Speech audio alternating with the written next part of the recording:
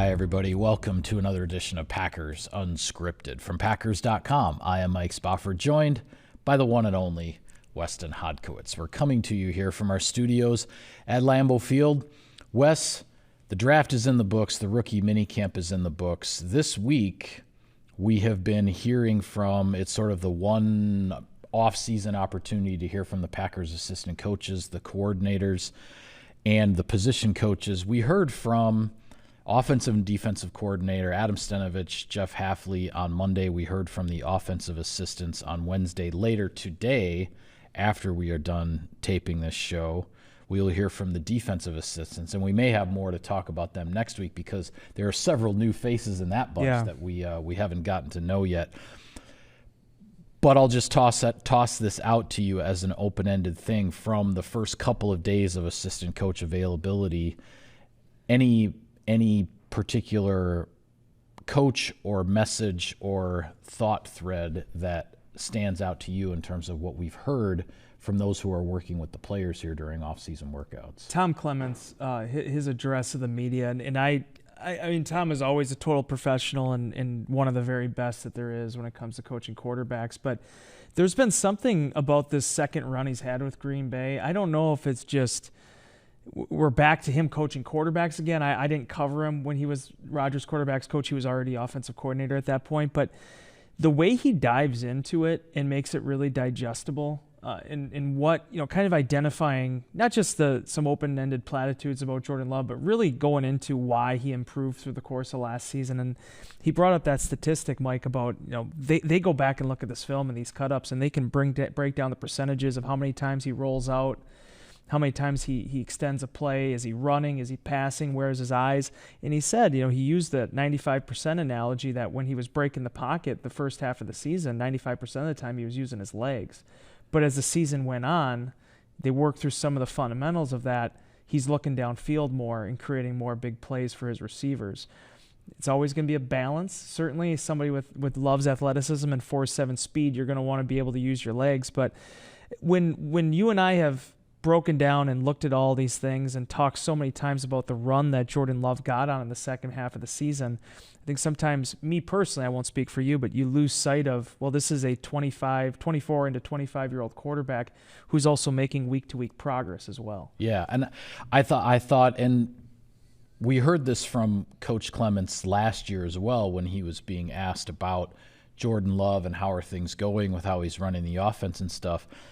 And Tom is always very, very intentional, very deliberate about talking about not just the quarterback, even though that's the position he coaches, but it's about the entire offense. And we heard from him a lot last year and then again this week about how it wasn't just about Jordan's progress that made the offense go. It was all of these young receivers and tight ends. And there was the shuffling going on the offensive line and young players playing key spots on the offensive line that needed to sort of get their legs under them. And as the route running got crisper, the decisions on choice routes, the reading of coverages, it's not just Jordan Love who's reading the coverages, it's the guys running the routes who are reading the coverages too. And that's, the cliches of, guys getting on the same page, et cetera, et cetera. Yes, we hear those phrases a lot and they are cliches, but as I like to say, they're cliches because they're true. Yep. They really do reflect what has to go on out there for things to click.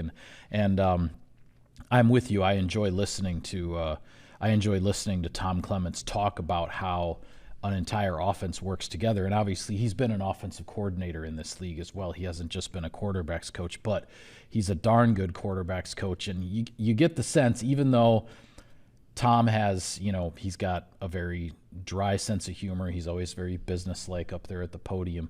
But you get the sense that even though as long as he has been in this business and he's sort of retired a couple of times and come back, but with Jordan Love and these young guys on offense, he seems to be having a lot of fun. Yeah, and I don't want to ever put words into Tom's mouth, but to me, if I was in his shoes, you got to remember when he talks about what happened at Arizona when he left, he's like, it wasn't that I just told everybody I'm done. He's like, the phone wasn't ringing. Yeah. I mean, I think the guy still got it. I think is sort of the message that I get with him. And I mentioned this to Mike Heller in a radio interview I did earlier this week. I mean, people focus so much on Aaron Rodgers and Jordan Love now, but you got to remember, I mean, he was the first quarterbacks coach to get his hands on Kyler Murray during an offensive Rookie of the Year season with the Cardinals. I mean, this guy's resume goes back so far. It doesn't matter if it's Aaron Rodgers or a Matt Flynn or an offensive Rookie of the Year or just the guy that's trying to make his way in the National Football League and earn some paychecks as a backup quarterback. Clements' job is to make sure that he prepares all these dudes. So not only just having Jordan Love now, but now he gets to work with Sean Clifford. Now they added a rookie 7th-round pick in Michael Pratt. And now with Sean Mannion going into that room, a veteran quarterback that just recently hung up his cleats and is now looking to get into the coaching realm. These are all people that Clements can touch and can help kind of pass along some of his wisdom. The funniest moment, Matt Schneidman from The Athletic mentioning to him, you're 70 years old, you could be on a beach somewhere with your feet up, and then Clements, as you mentioned, his dry sense of humor, quipping back, well, I can still have my feet up here too.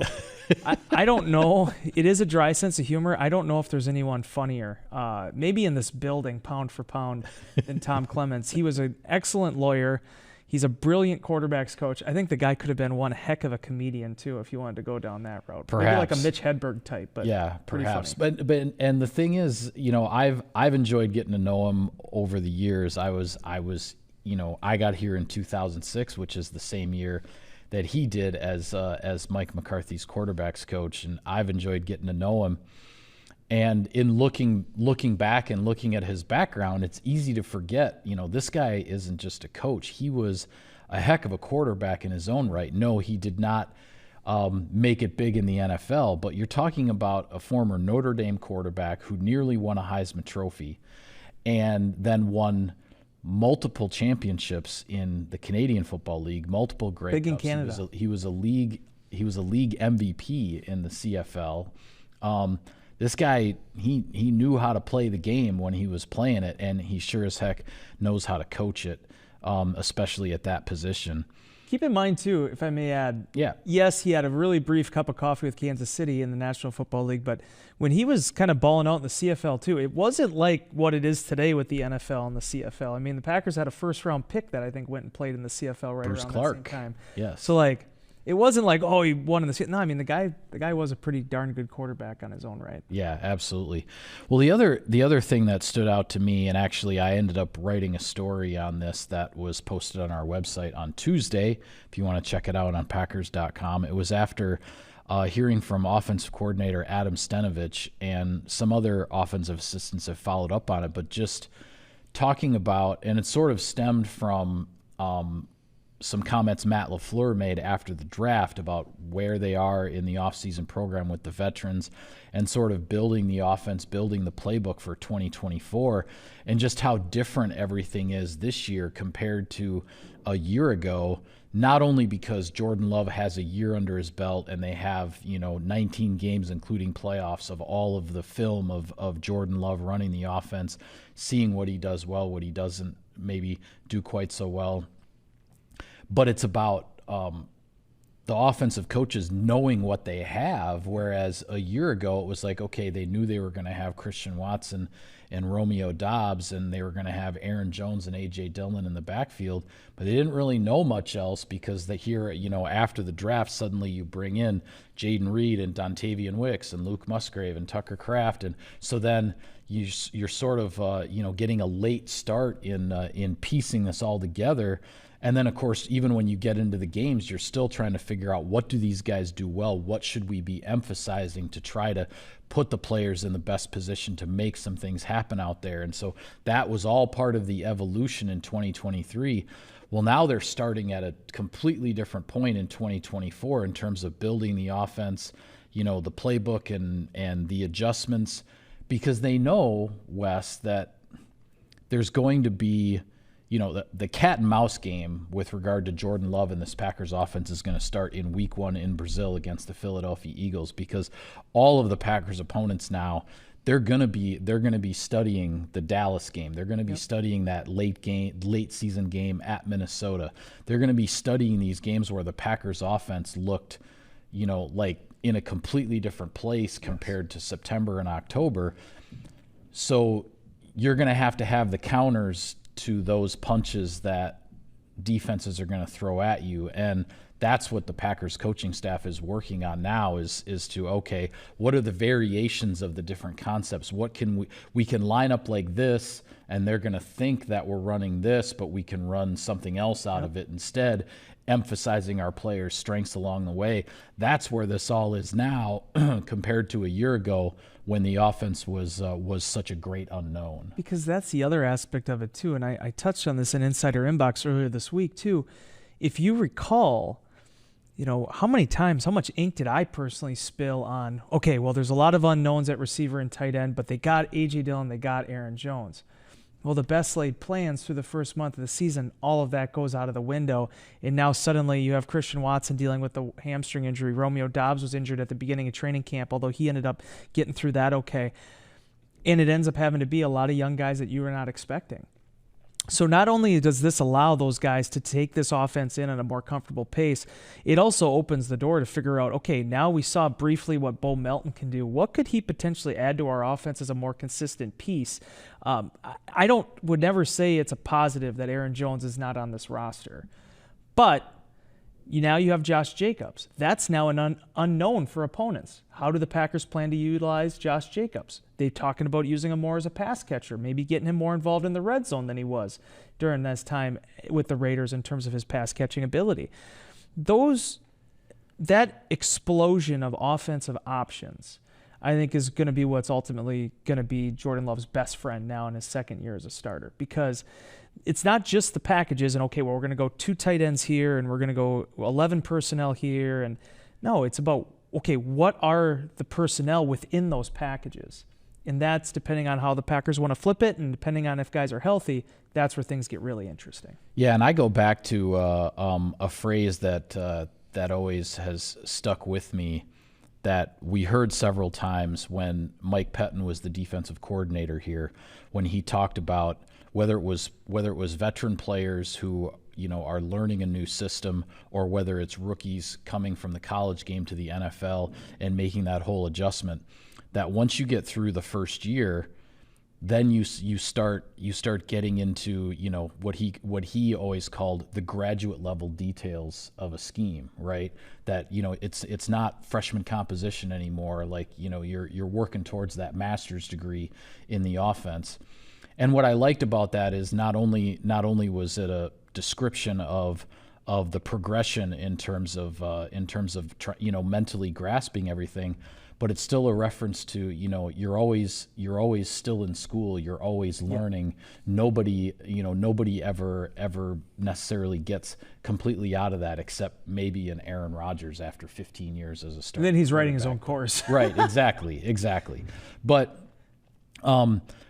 what the Packers got to last year offensively, with all of the playing time that these young guys got, and not just the draft picks, but the guys like Bo Melton that you mentioned, getting in and making a big impact late in the season, is they got a whole bunch of young guys that progressed really quickly through the undergrad stages, and now at a young age in the NFL, they're getting into some of the graduate level details of what Matt LaFleur and this offensive staff want to be able to do schematically, along with the growth in the quarterback and being able to put potentially even more on Jordan Love's plate in year 2 as a starter compared to year 1. One of the other common themes throughout the offensive assistant availability that really stuck out to me, and I believe it was Jason Vrable that was the first one to broach this, because a lot of questions have been asked about, okay, all these receivers, they're all in it together, but eventually they're going to be competing for snaps, they're going to be competing for footballs, they're going to be competing for money.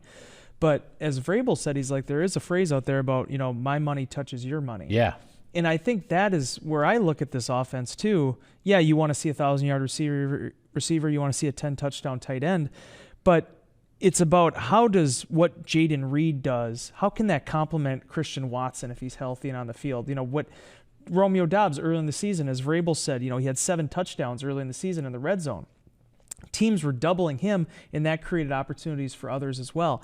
For as much as we saw last year, there was points where, because of injury, Bo Melton needed to be the go-to option for this offense. Well, now if you have more of those guys available, and again, we don't live in a perfect world where no one's going to be injured, but you would hope from the Packers' perspective it won't get to the dire straits that it did at some points last season.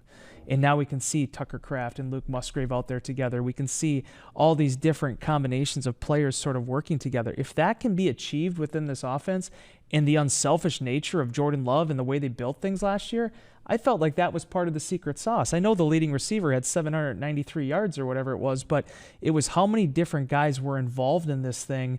And then when you take on a team like the Dallas Cowboys who want to really send pressure and they want to get in your face, well, that's opening up a lot of one-on-one opportunities for those type of players to make their plays. Yeah, and then in that playoff game in Dallas, the big wild card victory, we saw Romeo Doubs have the best game of his 2-year career. As productive as he had been over the course of his first 2 seasons, Romeo Doubs had not had a 100-yard individual game as an NFL receiver until the wild card playoff game over Dallas, and you get the sense that that as much as that can obviously help open things up for other guys, but a game like that on that big a stage could also be a big springboard for a guy like Romeo Doubs to take his game to the next level as well. Because I don't know about you, and you know, Romeo is a quiet, humble guy. He gets interviewed a lot in the locker room, even though he may not necessarily enjoy it all the time. But I've always gotten the sense in talking to him, he doesn't necessarily like to talk about himself, but I've always gotten the sense that he's always felt, even when he's been productive, that he could always potentially do more, that there's more out there for him. Then when he goes out there on the playoff stage and has a game like he had in Dallas, you just wonder if a performance like that in that kind of environment with those kind of stakes in the NFL for a young receiver in his career, what does that mean in terms of a springboard later on? Well, the last thing I'll close on with this that impresses me about this group, considering this isn't 2014 anymore, you don't have a dozen guys on the roster with Super Bowl rings. The amount of urgency that young guys on this team have showed, that understand the opportunity before them. Now, this was probably more a product of us talking to Kenny Clark and some of the guys at the tailgate tour, but you know, they understand that Brian Gutekunst kind of hit it out of the park the last 2 drafts. They knew that the way Matt LaFleur and this coaching staff developed players, that they were getting uncommon production from rookies, first-year, second-year players. As that door opens, so too does a massive opportunity to chase a championship. The Packers are being careful. They want to keep expectations down. You know, they don't want to make this thing bigger than it is. But there is that opportunity there. And for young guys showing that maturity to understand, okay, I'm going to play 10 years in the league, I'm going to have 5 cracks at a Super Bowl. No, it's not like that. Yeah. It's about what's in front of you right now and if you can capitalize on that opportunity. That's what I was going to say. It's an interesting dichotomy in a sense in terms of the front office's approach and the players' approach, because Brian Gutekunst's job and his personnel staff's job is to, you know, as they say, with regard to a window with a quarterback like Jordan Love, it's to keep the competitive window open as long as possible. You want to have a run of sustained success to get as many cracks at the playoffs as you can for that year that maybe it finally all comes together and you go and win a championship. So there's that's the perspective from the personnel side of things. The players themselves look at it as, the opportunity is right in front of us. It's all about right now, you know, and you know, the personnel staff that is trying to build the roster, they can't go out there and win the games. They do the best they can to put the most competitive team on the field that they can. It's up to the players, the guys, to go out there and win the games. And as you said, they sense the opportunity that's here, as competitive as this Packers team can be, and as far as they got last year, and as well as they were playing at the end of the season, the opportunity is definitely there. And these guys aren't looking at it as, oh yeah, like, you know, we'll figure it out one of these years. That's not how the players operate. That's not their mindset. The one thing too I want to mention, because Brian has been so careful about saying, he's like, numbers are a little higher than they usually are this time of the year, and that isn't necessarily always a great thing. But the way I look at it too is it tells you 2 things: that the Packers had 71 players on the roster before they went into the draft. it tells you that you felt confident enough in the players that were in-house to let the players that left go. And it also tells you that these guys who have been around here have been making the football team. And more often than not have been making big contributions. Everybody wants to, the Ron Wolf thing, you want to go up. If you draft 10 players, you want 3 to be starters, the batting average idea. But Michael, you know this. Paul Molitor went on a hit streak once. I mean, like, if you can bat 700 for a stretch, yeah, in the long enough timeline, it might work itself back down. But when you're hot, you want to stay hot. And I just feel like, again, we'll let this new draft class come in and perform and see what they can add to this thing. But it's such a massive opportunity that the Packers have right now, and I think everybody understands that. Whether you want to verbalize it or not, obviously you want to keep this thing chill for players. You want them to focus on what's in front of them. What happened at the end of last season does not guarantee that it'll happen again at the beginning of this season. Yeah, you have to manage the expectations. You have to manage the outside noise. You have to be realistic about how long a 17-game season is, and that, no, you don't just get to start in week 1 where you left off last January. That's not how this works. Everybody is starting over, including you. You have to earn everything and every opportunity that you get along the way. But what's fun about that, Mike, you're out in this community, I'm out in this community. The vibe that is around Packers fans right now, which was last year, hopeful optimism. Hopeful that Jordan is going to be the guy. Hopeful that one quick appearance against the Philadelphia Eagles is going to be enough. From that to actual legitimate confidence and excitement about this season. That's training camp still 2.5 months away. Yeah. But yeah. How many people in Insider Inbox have written about how exciting it was to get back to the draft, how exciting it was to see players back on the field for rookie minicamp, even if they were the first-year guys. Yeah. That's there. People feel it. Yeah, no doubt. A little bit of sponsor business here, Wes. Sirius XM NFL Radio delivers hard-hitting analysis and up-to-the-minute NFL news that true football fanatics need 24/7, 365. And at Cousin Subs, we have something for everyone, like our Wisconsin cheese curds, mac and cheese, golden fries, and creamy shakes, all paired with your favorite sub or sub in a bowl. Cousin Subs, 50-plus years of better. Run through a couple of sort of house cleaning items. First off, a lot of folks wondering, okay, so the draft is done, rookie minicamp is done. What is the rest of the offseason schedule at this point? Because we're talking about the players being around, the coaches are around. So this week, right after the rookie minicamp, the rookies are actually off. Then the players are going through their off-season workouts. They're doing position work with their coaches, etc. Next week, the rookies then join the veterans for those off-season workouts. And then the week after that is the start of OTAs, which is really the first time in the off-season program where you can have 11-on-11 reps. You can have the offense and the defense out there. It's still no pads, non-contact and whatnot, but you can actually run 11-on-11 sort of, scrimmage stuff in shorts and helmets. So you get 3 weeks of OTAs. The way things have worked media-wise in the past, 1 OTA per week is open to the media, and then we get access to the locker room to do interviews. So as we get closer to the end of May, we'll be able to reconnect with the veteran players, see some of these OTA workouts. And then in the middle of June, you have the mandatory minicamp, which for the Packers is scheduled from June 11 to June 13. And then when the mandatory minicamp is over, then that's essentially the end of the offseason program. And then you have the big break before everybody comes back for training camp. You and I hit the bar. In late July. Yeah, or other places as well. Finding places to put our feet up, like Tom Clements. The other thing we are hearing, not making any declarations by any means, but we are hearing that it sounds like the NFL is going to be releasing the 2024 schedule next week sometime. So maybe on one of our shows next week, we'll have a chance to talk about the 2024 schedule beyond week 1 in Brazil and just how this whole slate is going to line up. I know your big ask of the NFL. Before the Brazil game was announced was, can Matt LaFleur please open a Packers season at home in week 1? Well, that didn't happen because we're headed to Brazil in early September. So beyond that, It's wild, by the way. Yeah, I know. It's year 6. I know. Sixth year as a head coach, and he has yet to have a home game in week 1 at Lambeau Field. And the Packers requested it in 18.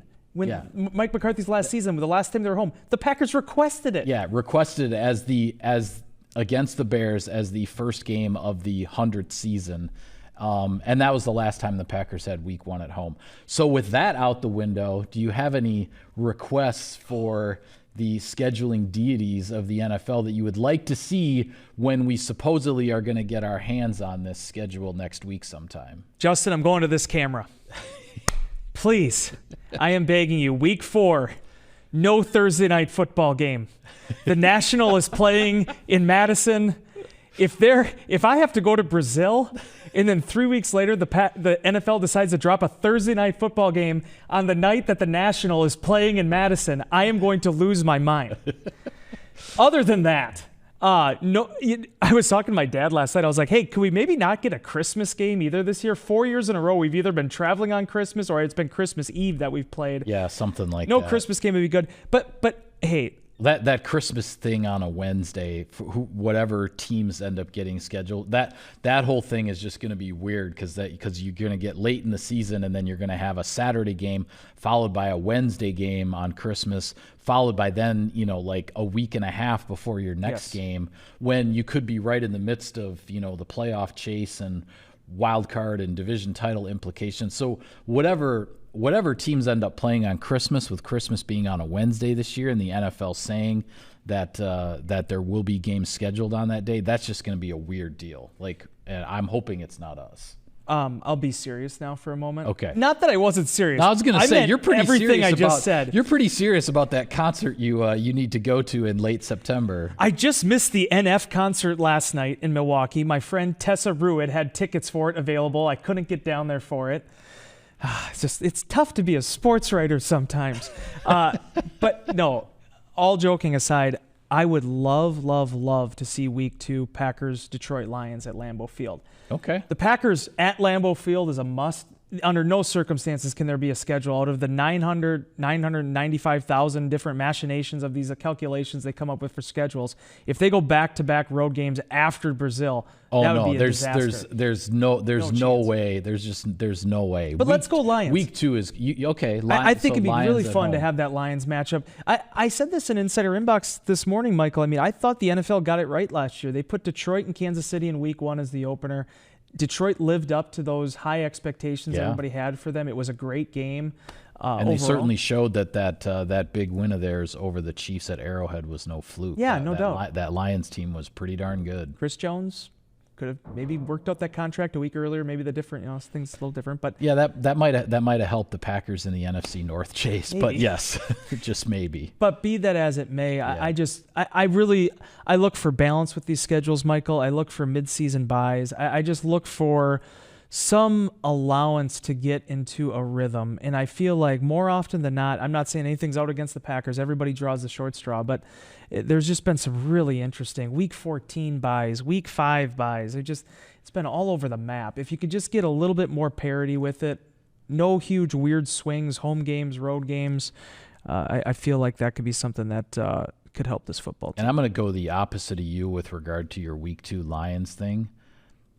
I want the Lions visit to Lambeau Field this year to be week 18 in the cold. Yeah. You know that week 18 is going to be a division game, right? Yep. That's the way it is across the league. So it's going to be Bears, Vikings, or Lions.